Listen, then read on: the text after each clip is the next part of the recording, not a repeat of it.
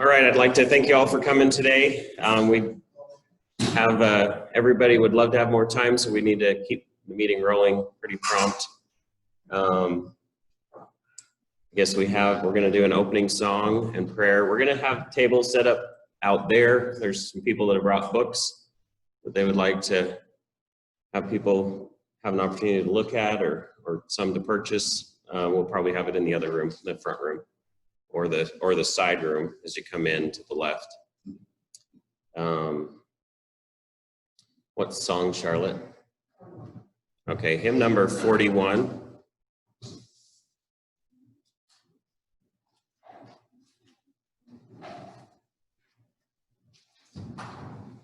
And then Alan, if you could give our opening prayer today.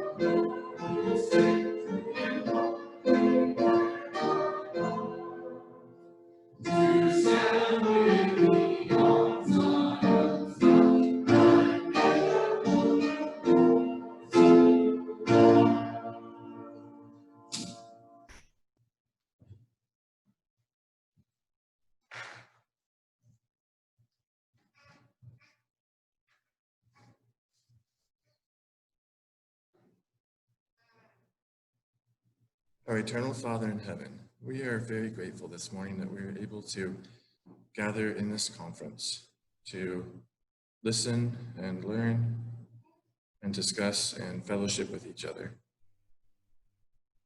We are very grateful for Jesus Christ, for his gospel, for his example, for all of his teachings that he gave during his mortal lifetime and that he has revealed throughout history and through the scriptures. We pray that our hearts may be humble, that our minds will be receptive, and that we will be taught today things that will be of value to us as we prepare our hearts for the future Zion that is prophesied to come. Help each of us to do our part to prepare for that. Bless us with faith and commitment to keep covenants and to move forward in our lives in ways to fulfill thy work. Please bless us with discernment and wisdom. Please bless each person who will be speaking today and all those who have helped in the preparations. And we humbly ask for these things in the name of Jesus Christ. Amen.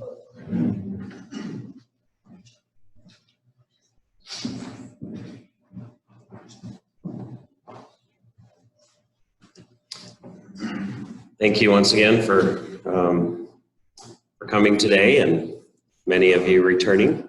So I have the privilege today of introducing some of my best friends, and family. So I'd like to reiterate what Joshua said yesterday in the beginning. You know, we've had many from various areas in the umbrella of the Restoration invited, and wanting to hear from many different perspectives. There are times, I'm sure there will be things that individually, or challenge us or don't agree with.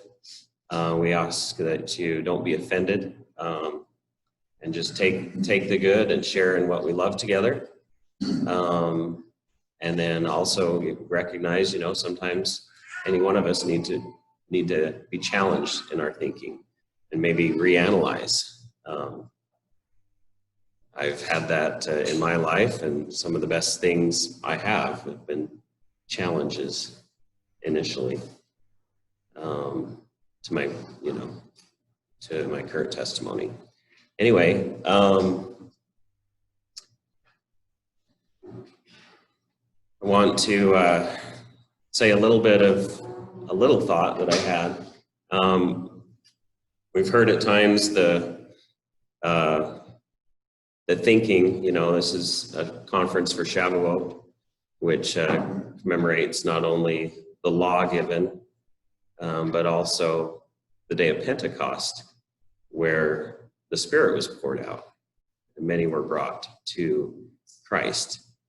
And I've heard the idea presented, well, the law killeth and the Spirit brings life, because the law, when it came down, there were 3,000 killed. And then when the day of Pentecost came, when the Spirit was poured out, there were 3,000 brought to new life.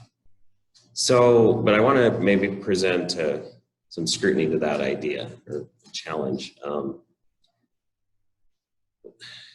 So in both cases, we have emissaries for the Lord come, one being Moses, the other being the apostles. So I would think any of us might not like the result if the Lord or his emissaries came and found us worshiping idols. So if you think about that, then that's what brought the death. It wasn't the law, but it was the people being far from it. And if the day of Pentecost, if those that were in attendance were doing anything similar, then I don't think we would have seen the same result there. Also, they were observing the law on the day of Pentecost. So can you have either one without the other? I mean, can we say that we can have spirit without law? Or can you have law without spirit? They're paired. So look at it as in proper observance of the law, in addition to getting the Spirit with it. So anyway, that was my initial thought I wanted to throw out. So